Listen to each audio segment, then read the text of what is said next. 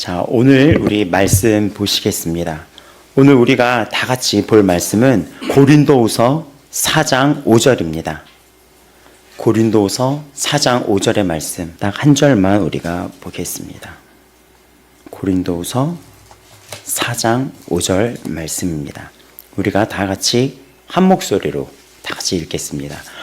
우리는 우리를 접하는 것이 아니오 오직 그리스도 예수의 주 되신 것과 또 예수를 위하여 우리가 너희의 종된 것을 전파함이라. 아멘. 자, 할렐루야. 자, 오늘이 정말 기쁨의 날이에요. 네, 정말 그러니까 결혼식 같은 예식이에요. 그러니까 어떻게 비유를 할지 모르겠지만 결혼식, 교회에서는 이런 세례식, 그리고 이런 임직식 이런 것이 그 한 사람이 이 땅에 와서 천국으로 가는 그날까지, 주님 오시는 그날까지 한 사람에게 주어진 선물이 있는데, 먼저 세례식이 그런 날이고, 또 이어서 임직식이 엄청난 그 주님이 주신 영예의 날입니다. 그것은 연습이 되는 예고편이에요. 예고편.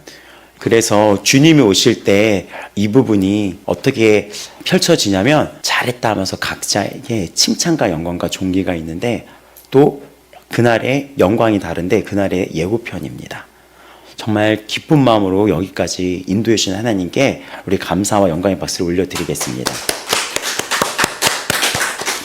자, 그리고 주보를 보시면 그 뒤에 부분에 오늘 임직을 받게 되는 분들의 사진이 이렇게 나와 있어요. 네. 네, 이렇게 나와 있어요. 이렇게 너무 잘 나왔죠? 네, 그래요? 이렇게 나와 있어요. 그리고 하나 주보는 이렇게 잎사귀로 되어 있는 게 있고, 하나는 금박으로 되어 있는 게 있어요. 그쵸? 네, 맞아요. 네. 금박은 약간 상장 같은 느낌을 하고자 한 거고, 이 잎사귀는 종료주일의 느낌을 내고자 했습니다. 자, 오늘 우리 말씀 우리 보시겠습니다. 자, 오늘은 려주일이에요. 종려나무라고 있는데, 이렇게 잎사귀가 쫙 이렇게 펼쳐져 있는데, 그걸 가지고 예수님이 오시는 걸 환영을 했어요. 그러니까 어떻게 이 종려주일을 이미지를 그리면 좋으냐면, 상상을 해본다면, 한쪽에서는 정말 로마의 장군이 전쟁을 마치고 입성하거나 황제가 입성하면 꽃이 팍 뿌려지면서, 그 영화 같은 데 볼 거예요. 황제가 그 어디에 딱 들어가게 되면 꽃가루가 팡 하고 이렇게 여기저기서 막 뿌려대고, 사람들이 진짜 그때는 어떤 종이 이런 게 아니라 진짜 꽃가루들을 그 위에서부터 막 그 길다니에다 뿌려주고 군대가 막 따릅니다. 그래서 사람들이 다 그 앞에 엎드리고 막 환호를 하고 박수를 했어요. 근데 오늘의 우리가 나눠볼 오늘 이 말씀에 나왔던 이 분은 동쪽 감람산에서 보통 전쟁이 마치거나 황제가 오는 길을 서쪽이라고 본다면, 저 동쪽에서는 또 다른 행렬이 오는 거예요. 근데 나귀 새끼를 타고 어떤 분이 이렇게 오고 계셨어요. 나귀 새끼를 타고. 근데 그때 어떤 가난한 사람들이 나와가지고 이 나뭇가지를 가지고, 그걸 가지고 나와서 아이들부터 어린아이부터 막 기뻐서 막 뛰어오고 그 앞에 와서 엎드리는 거예요.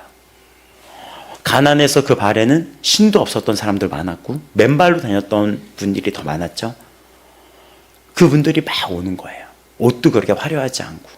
그래서 나귀 새끼를 타고 오시는 그분을 환영하기 위해 맞이할 환영이 없었어요.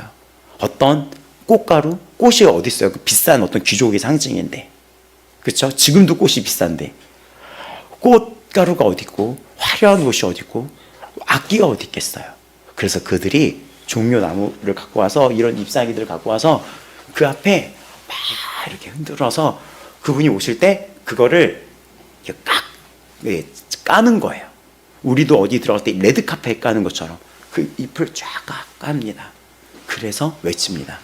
호산나, 다윗의 자손에 오신 이 왕이시여. 호산나, 우리의 영원한 다윗의 자손에 오실 그 영원한 왕이 오셨도다 라고 외치는 것입니다. 되게 극명하게 대비되죠. 한쪽도 왕, 한쪽도 왕이에요. 근데 오늘 본문은 뭐라고 얘기합니까? 당시에 그 왕을 주라고 얘기했거든요. 우리의 주인이다. 근데 오직 그리스도 예수가 주다라고 선포를 합니다. 그래서 그 환영했던 그 장면이 그때 그 날이 종려주일이에요. 이해가 되시나요? 그 그림이? 그 푸른 잎사귀로 나귀 새끼 타고 오신 거예요. 마음이 어떤가요? 예수님이 예루살렘으로 딱 오는데 그 구약에 나왔던 예언 속에 있던 이 세상을 구원할 분이 오신다라고 했는데 그분이 딱 오실 때 그 종려나무를 가지고 초라하지만 너무나 아름답고 귀한 그 입성식이 있었습니다. 그날이 종려주일이에요. 근데 오늘은 우리가 그 앞에 서 있는 거예요. 당신은 어느 행렬에 따라갈 건지 오늘날 지금 하나님의 말씀은 살아계신 말씀은 오늘날 모든 세상을 향하여 또 여기 계신 여러분을 향하여 묻고 계십니다. 어디를 향하여 당신은 고개를 숙이고 경배할 건지 그 가운데 서 있는 모든 이들에게 이 말씀을 전하는 거예요. 같은 도시고 같은 날이죠. 그리고 두 행렬이 있었던 거예요. 근데 그 행렬이 너무나도 달랐죠. 하나는 힘으로 하나는 낮아짐으로 내가 왕이다 라고 과시했습니다. 또 나귀를 타고 조용히 오셨습니다. 2000년이 지났어요. 그리고 여전히 우리 앞에는 두 행렬이 있습니다. 자기를 드러내고 자기를 전파하고 자기의 이름을 높이는 행렬이 있고 한쪽은 또 한쪽은 나귀를 탄 왕을 따라서 낮아지고 섬기고 종이 된 행렬이 그 의미입니다. 당신은 지금 어느 행렬로 걸어가고 있습니까? 오늘 이 자리에서 집사로 임직을 받는 분들은 바로 이 행렬 앞에서 어떤 행렬을 따를 것인지가 바로 오늘 임직의 물음입니다. 그리고 여기에 있는 모든 분들에게 대한 물음입니다. 2000년 전에 한 사도는 이거를 이렇게 표현했습니다. 오늘 말씀입니다. 우리는 우리를 전파하는 것이 아니라 오직 그리스도 예수의 주되신 것과 또 예수를 위하여 우리가 너희의 종된 것을 전파함이라. 이것이 오늘 우리 모든 분들이 붙들 말씀이에요. 여기 이 구절 한 절 안에 임직자의 정체성이 그리스도의 삶의 방식이 교회 사역의 본질이 이 한 구절에다 들어가 있습니다. 그런데 오늘 이 예배는 우리 교회 역사에서 아주 특별한 날입니다. 아주 특별한 날이에요. 왜냐? 임직 예배가 마치면 아버지 마음교회 성도 모두가 직분자가 됩니다. 집사, 권사, 장로, 우리 교회 안에 직분 없는 성도가 한 명도 없게 됩니다. 어떤 교회가 이렇죠? 모든 성도가 직분자가 되는 거예요. 우리 모두가 그리스도의 몸으로 공식적으로 세워졌다는 거예요. 하나님이 인정했다는 거거든요. 공식적으로. 모든 사역자들이 이거를 꿈꿔요. 모든 교회가. 그래서 전에 제가 다녔던 교회도 그렇게 집사의 명을 많이 주셨었어요. 우리 모두가 사명자란 뜻이에요. 우리 모두가 예수를 전파해야 될 자들이란 뜻입니다. 오늘은 선물이에요. 이 말씀이 그 선물의 그 포장지를 푸는 시간이에요. 우리 오늘 이 말씀을 가지고 보겠습니다. 먼저는 우리가 전파하지 않은 게 있대요. 전파하지 말아야 될 것, 전파하지 않는 것. 그게 무엇입니까? 우리를 전파하지 말아야 돼요. 제가 우리 아버지 마음 교회가 무르익어가면서 가장 나중에 이 세상을 떠날 때 여러분을 기억하고 우리의 사역을 기억하면서 이게 너무나 아름다운 게 무엇이냐면 우리의 이름이 지워지는 사역이었다는 거예요. 예를 들어 보면 제주에서 우리가 4년 동안의 사역을 했어요. 근데 그 아이들이 교회를 다녀야 되잖아요, 이제. 이 아이들이 교회를 다니길 바라는 거예요. 마음 같아서는 그 제주 아이들이 다 우리 교회 오면 얼마나 좋겠어요. 하지만 현실적으로 그러지 못했습니다. 하나님은 첫 번째 우리 아버지 마음 교회에게 이 훈련을 시켰어요. 그래서 그 아이들을 근처 교회를 알아봤어요. 여러 교회가 연결이 되었습니다. 네 교회가 연결이 되었어요. 그리고 진짜 기적적으로 그 교회마다 7명 적게는 많게는 10몇 명, 또 더 많게는 30명까지 한 교회당이에요. 네. 어떤 교회는 7명, 어떤 교회는 2명, 어떤 교회는 지금 23명에서 30명까지. 대단한 일이죠. 근데 그 아이들을 이제는 교회로 연결해줄 때 그분들이 오셔서 사모님을 만나고 그분들을 만나서 아이들을 연결해주고 사모님이 고개 숙이시면서 그렇게 해주신다면 전 정말 감사하죠 라고 했던 그 얼굴이 기억이 나요. 근데 그 마음에 진짜 0.000001초로 싹 지나갈 게 뭔가 좀 아쉽다. 이 아이들 그 아이들이 그 사역자님한테 가서 당연히 그 사역자님을 좋아하고 기뻐해야 되잖아요. 근데 아이들이 좋아해도 너무 좋아하는 거예요. 그래서 그거를 보는 게 이 학원복음화의 이 매력은 기쁨은 이거구나. 거기 있는 교목 목사님이 첫 번째로 통과해야 될 것도 이거였대요. 자신이 교실로 들어가면 아이들이 막 엎드려 있는데 김준영 목사가 오면은 와 하고 들어올 때마다 우 막 한다는 거예요. 근데 그거를 주의 종이 기분 나빠하면 이 학교에 향한 하나님의 뜻이 이루어지지 못한다고 그분이 강연을 하더라고요. 학원복음화 인큐베이터 때 특강으로. 자신은 그 연습을 했다고. 저 목사님이 들어오면 아이들이 비명을 지른다고. 근데 내가 들어오면 아이들이 엎드리고 일어나라 그러면 짜증을 낸다고. 막 이러면서. 근데 목사님이 오면 소리가 다르다고.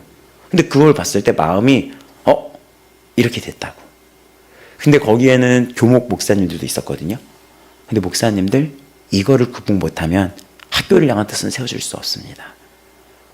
그때 배운 게 우리 모두 죽고 예수님만 남는구나를 알게 되었어요.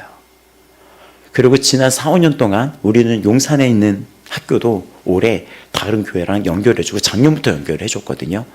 이렇게 되는 거예요. 우리를 지우는 곳이구나.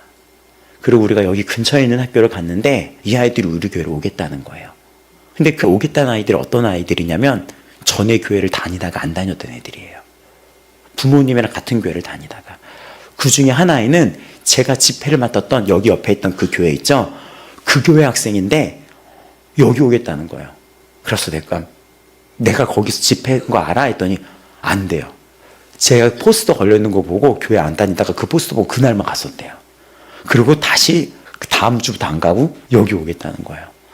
그래서 제가 다음 세대 사역하다가 학생들이 몰려오나 싶었더니 그래서 그 아이들에게 그 해당 교회를 가라고 했습니다. 근데 놀라운 일이 일어났어요. 그 아이들이 다 다시 교회 다니기 시작했어요. 그 아이들이 7, 8명 돼요. 다시 교회를 나가요. 지난 삶을 만약에 우리가 주님 만날 때 돌이켜본다면 참 아름답구나 생각하는 게 이 부분이었던 것 같아요. 나는 지우고 다른 사역자를 만나서 기뻐하고 우리 교회 이름은 어느덧 잊혀지고 결국 그 아이들 삶에 예수랑 그때 예배 드렸던 그 아이들이 울거든요. 기도할 때 그 예수님만 남게 해달라고. 바로 오늘 주제는 이거입니다. 우리는 우리를 전파하지 않는다. 왜 이런 선언이 필요하죠? 나는 그리스도를 전파한다 라고 먼저 말하지 않고 먼저 나는 나를 전파하지 않는다라고 말을 했어요. 당시 고린도 교회 상황이 그랬습니다. 사람이 높여졌습니다. 특정한 사역자가 앞에서 말씀을 잘 전하면 그게 스타처럼 그분들을 막 따라갔던 거예요. 오늘날도 적지 않게 볼 수 있는데 굉장히 사역자에게나 교회에게나 성도 자신에게도 위험해요. 왜냐면 그 사역자가 실수를 만약에 하게 되면 같이 무너지더라고요.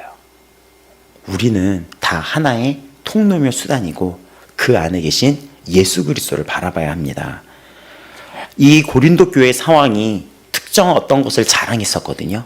나를 자랑했었어요. 우리를 자랑했어요. 성도들은 은사를 자랑했어요. 돈을 자랑했습니다. 지식을 자랑했어요. 심지어 외모 이런 것도 다 여러 가지를 자랑을 했어요.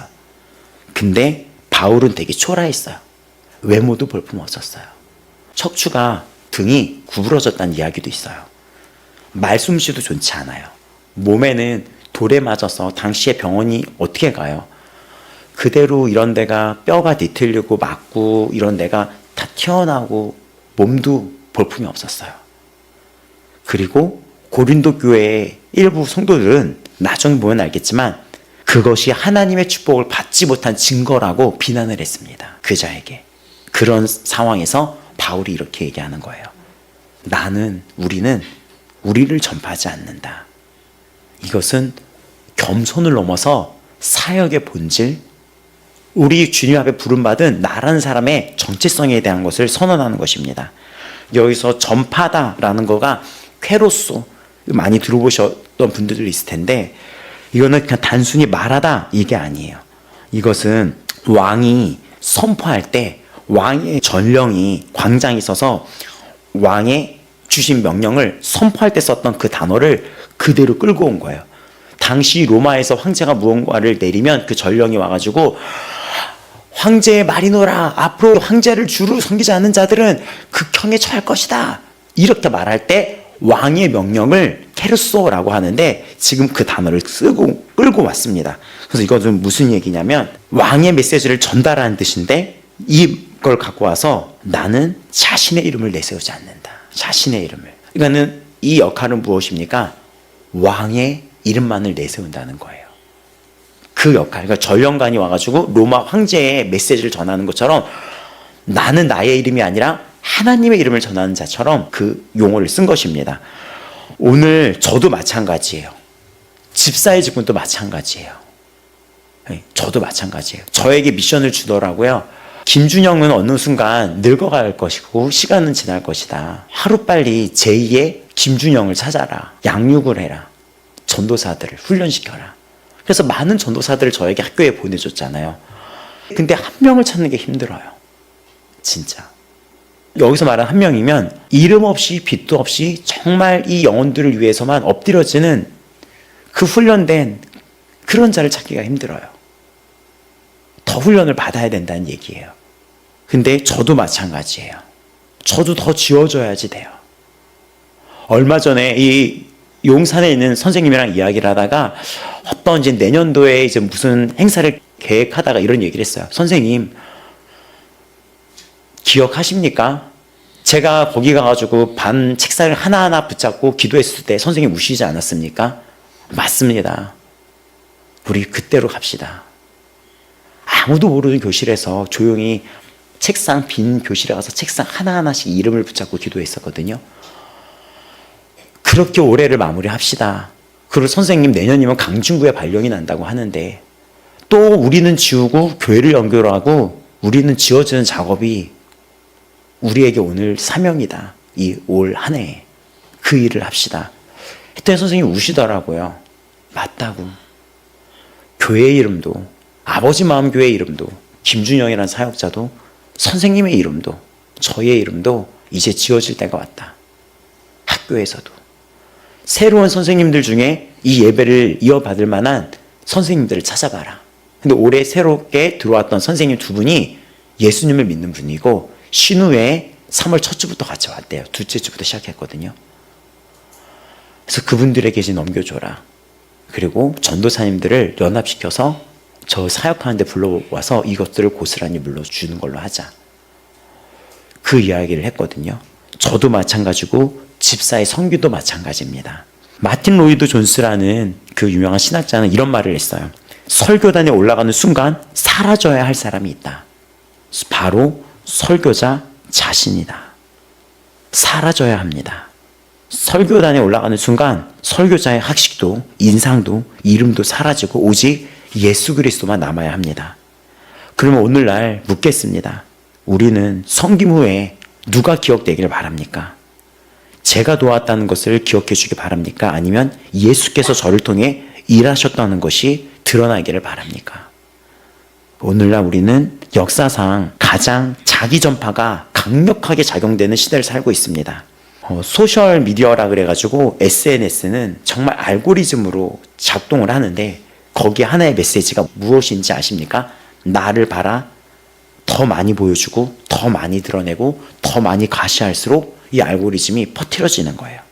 이 세상의 논리가 교회 안으로 흘러들어옵니다. 신앙생활을 포장하기도 하고 사역을 성과로 올리기도 하고 헌신을 마치 전시하는 것처럼 알리기도 하고 고린도의 이것은 그때 당시에 성도들이 했던 것과 다르지 않아요. 세례 요한을 기억하십니까? 세례 요한은 당대 최고였어요. 종교적 인물로 알려져 있었어요. 사람들이 세례 요한이 가면 구름처럼 몰려들었어요.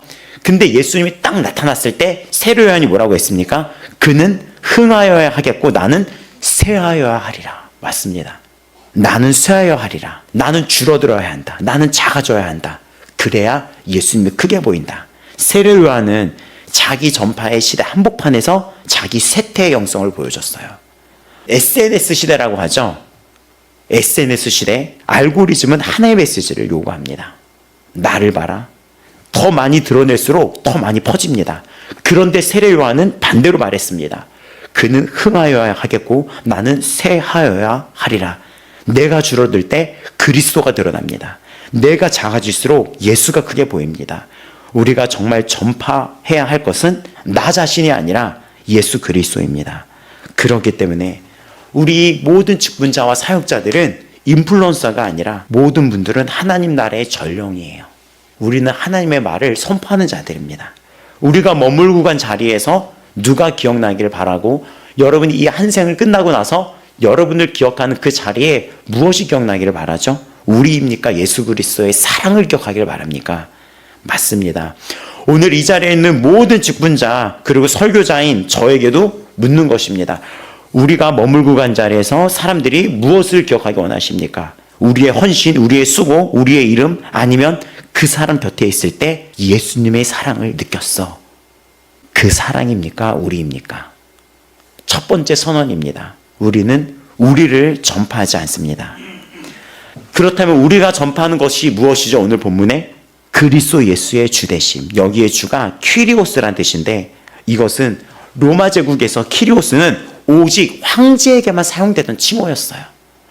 북한에서 뭐라고 얘기하죠? 그분을 우리의 위대한 수령님, 장군님 이렇게 얘기를 하잖아요.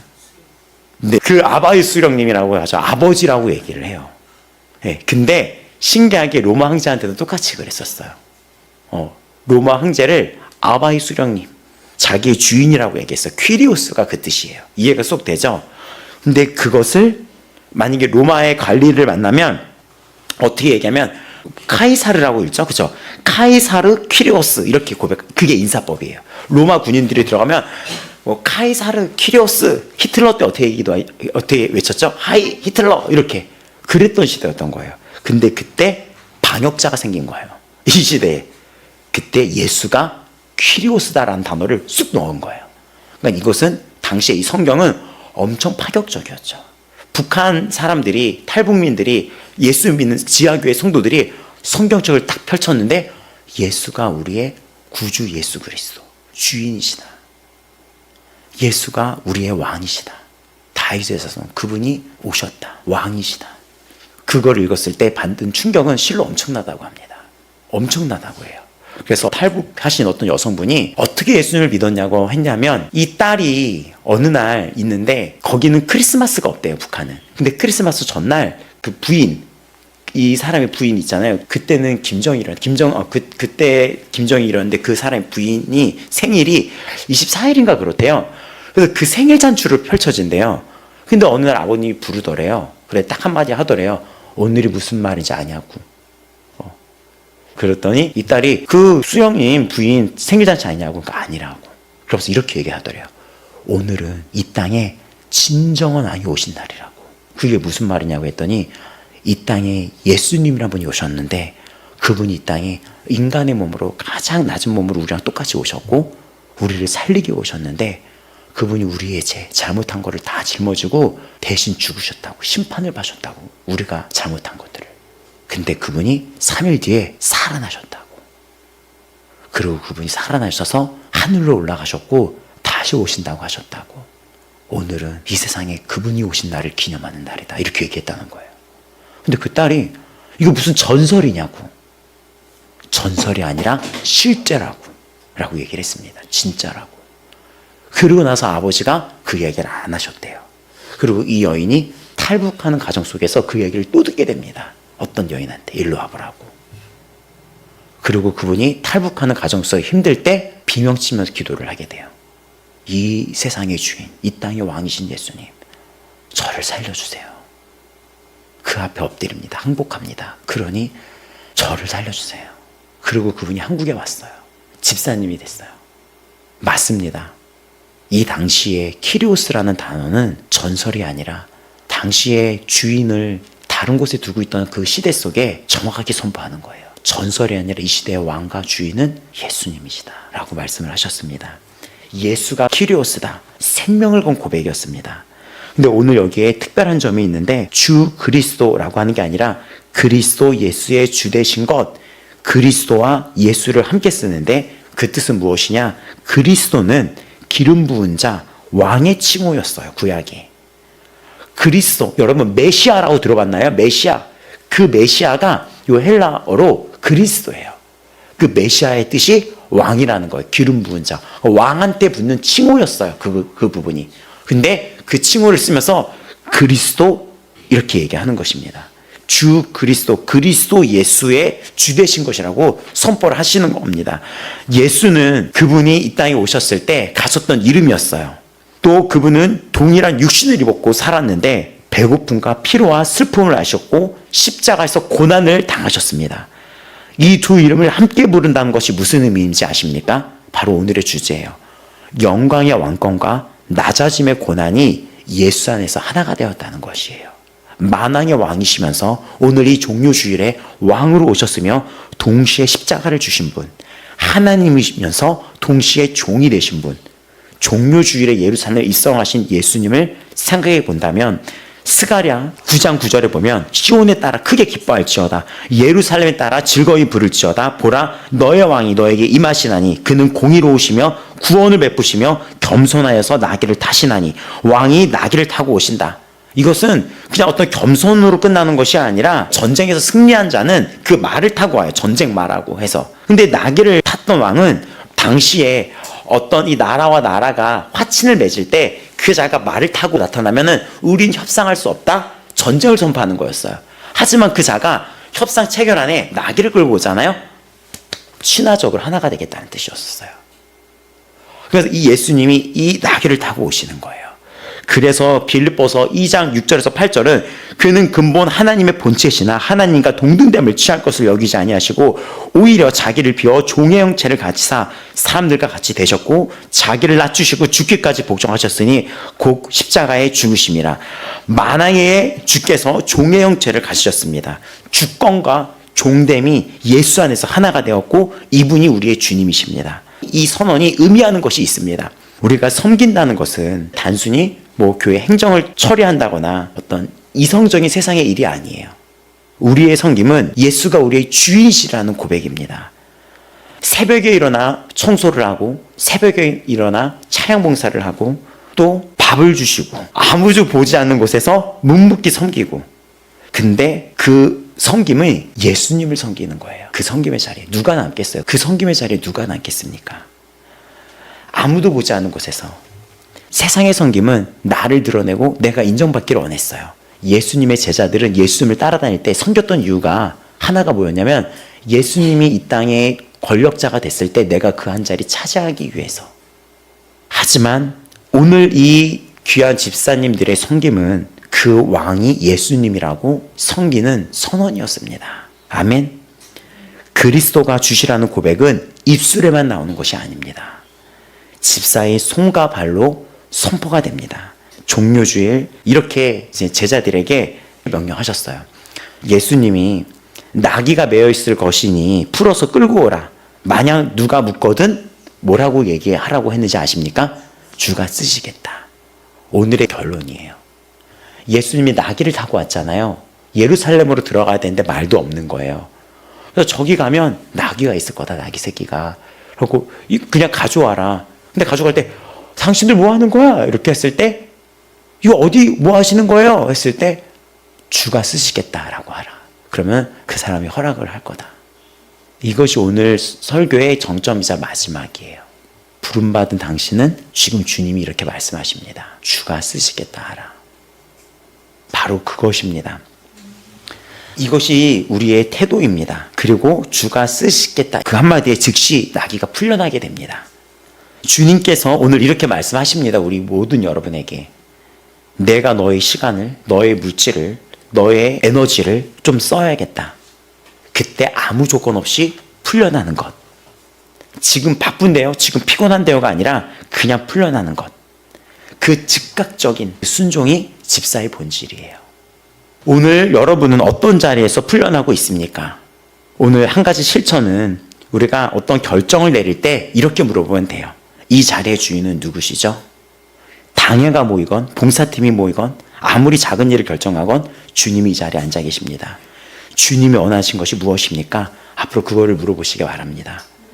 두 번째 선언은 우리가 전파하는 것은 오직 그리스도의 예수의 주되심입니다. 이제 마지막 이 세 번째는 우리가 되어야 할 것이 있어요. 너희의 종입니다.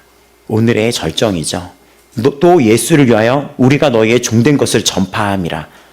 여기서 놀라운 말을 합니다. 자신이 종이 되었다는 거예요. 이 종은 그냥 섬기는 사람이 아니라 노예를 의미해요. 노예. 법적 권리가 없고 자기 시간이 없고 자기 계획이 없고 오직 주인의 의지에 종속된 자. 근데 로마의 시민권을 가졌던 바울이 지금 어떻게 얘기합니까? 나는 너희의 종이다. 이게 굉장히 충격적인 선언이에요. 당시 사회에서 자발적으로 노예가 된다는 것은 있을 수 없었던 일이에요. 근데 바울이 자신의 정체성을 어떻게 얘기하죠? 나는 너희의 종이다. 저도 마찬가지죠. 여러분의 종이에요. 차를 타고 오면서 오늘 지사님이랑 택시 안에 있는데 지사님이 여러 가지 어떤 이야기를 했어요. 그때 제가 얘기를 했죠. 근데 목사라는 자는 엎드려지는 자야. 그러니까 살면서 좀 속상한 것도 있었겠죠. 옆에서 보면서. 근데 내가 할 말이 없어서 안 했고 참고 이 시간을 5년 동안 그런 게 아니라 수많은 일들이 있었지만 목사는 그냥 엎드려진 종이야. 예전에 김준영이 아니야. 예전에 골목에서 들으면 항상 저 싸우는 소리 들었던 거 알아요? 골목에서 제 소리? 그 골목에서 여러 때 들으면 제가 항상 누구랑 그렇게 싸우고 있었대요. 그건 말이 안 돼요! 막 이러면서 어른들하고도 옳지가 않습니다! 막 이러는데 근데 그 준영이가 이렇게 목사인 종이 된 거예요. 그 준영이가 없어져 버리는 거고 없어지는 과정입니다. 근데 바울이 그렇게 얘기하는 거예요. 나는 너희의 종이다. 맞습니다. 여기 있는 저는 여러분의 종입니다. 누구를 위하여? 예수를 위하여입니다. 왜 종이 되죠? 예수를 위하여요. 예수 때문에 예수를 말미암아. 이게 왜 중요하냐면 사람을 보고 섬기게 되면 사람은 변해요. 목사가 처음 됐을 때 신학 이제 하시는 전도사님들한테 이 얘기를 하고 싶은데 사람을 보게 되거든요. 목사들의 그 훈련 과정이 특정한 어떤 성도, 사회적 지위, 물질이 많은 자, 어떤 사람을 보면서 그 자를 보게 돼요. 근데 그러다 보면 어떤 일이 벌어지냐면 사람이 변해요. 오늘 감사했던 사람이 내일이면 나한테 불만을 가질 수 있는 게 이 세상입니다. 여러분 아시죠? 그쵸? 어제까지 감사했다가 하루아침에 불만을 갖고 있는 게 우리 사람들의 관계잖아요. 내가 그렇게 섬겼는데 알아주지 않을 때, 내가 헌신했는데 비판을 받을 때 사람을 보고 섬기면 무너지게 돼요. 쓴뿌리가 생깁니다.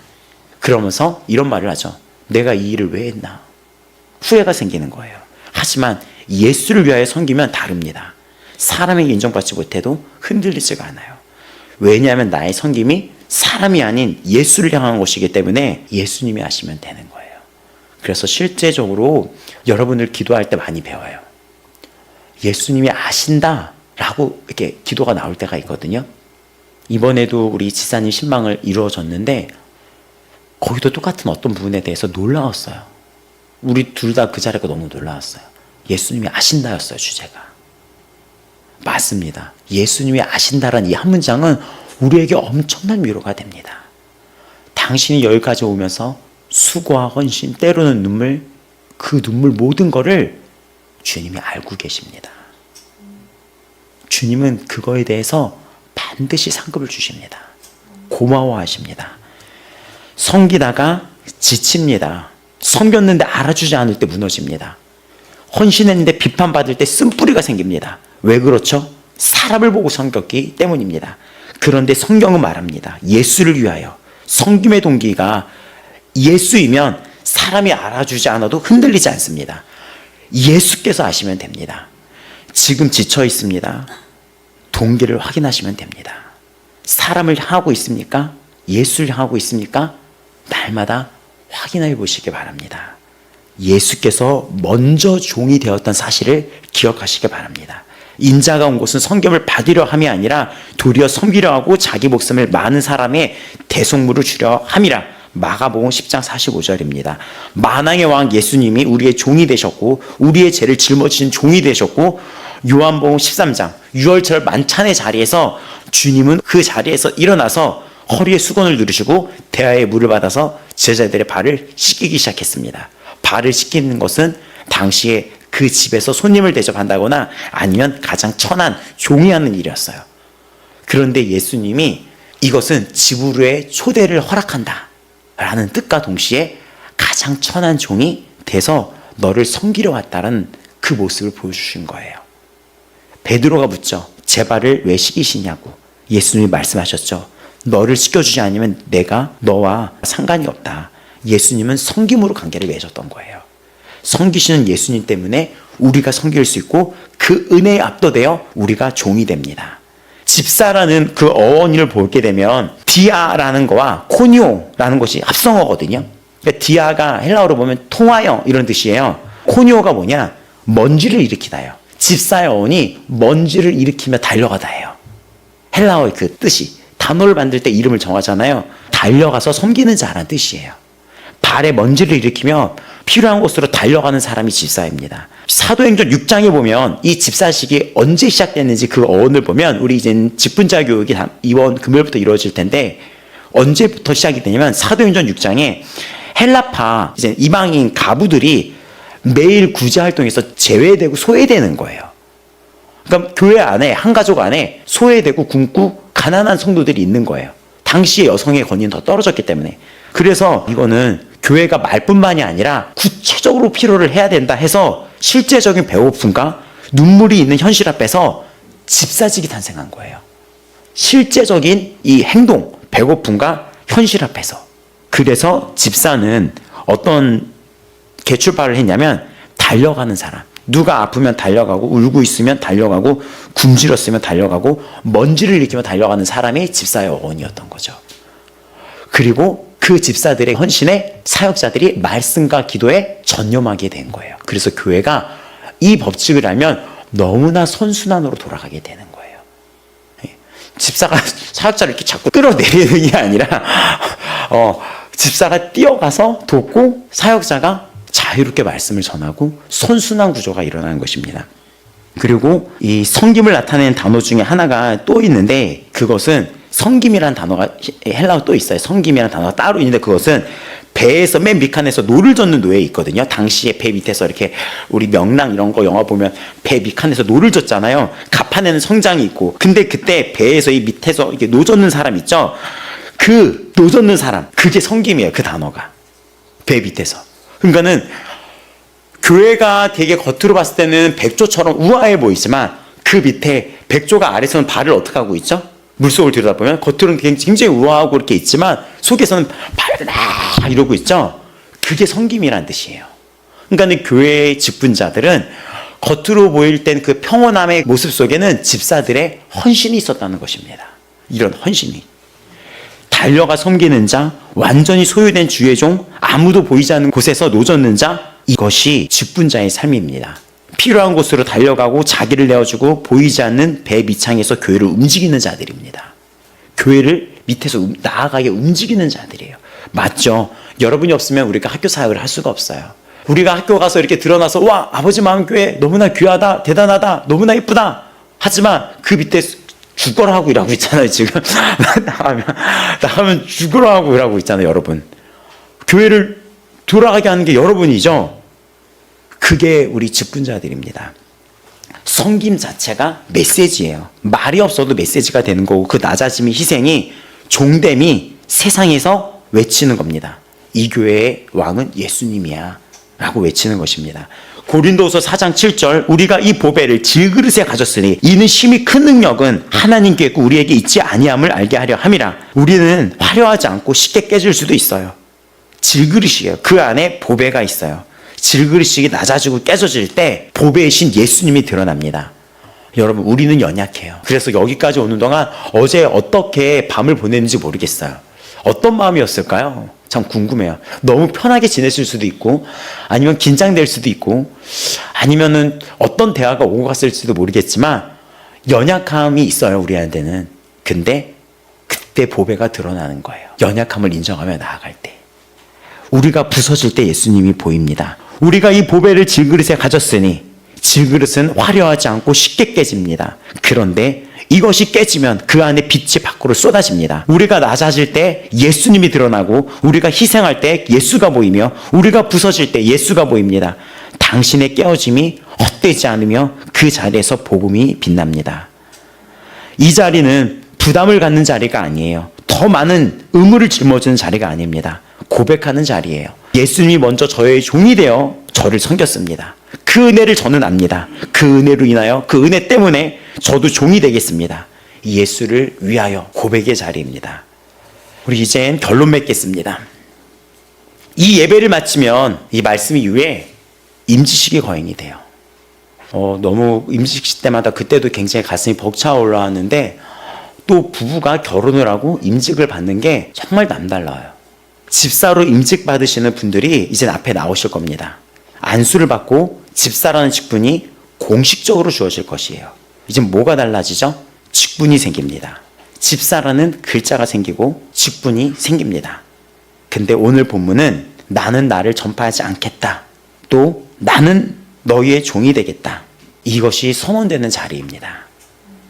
아버지 마음교회가 개청한 지 이제 5년째죠. 5년이 길면은 길고 또 짧다면 짧죠. 금방 지나갔어요. 함께 걸어왔어요. 여기까지. 쉽지 않은 시간들도 있었고 막 버거웠던 시간들도 있었죠. 그런데 여기까지 왔어요. 그렇죠? 네, 이 자리에 모이게 되었습니다. 오늘 이 말씀을 드리고 싶습니다.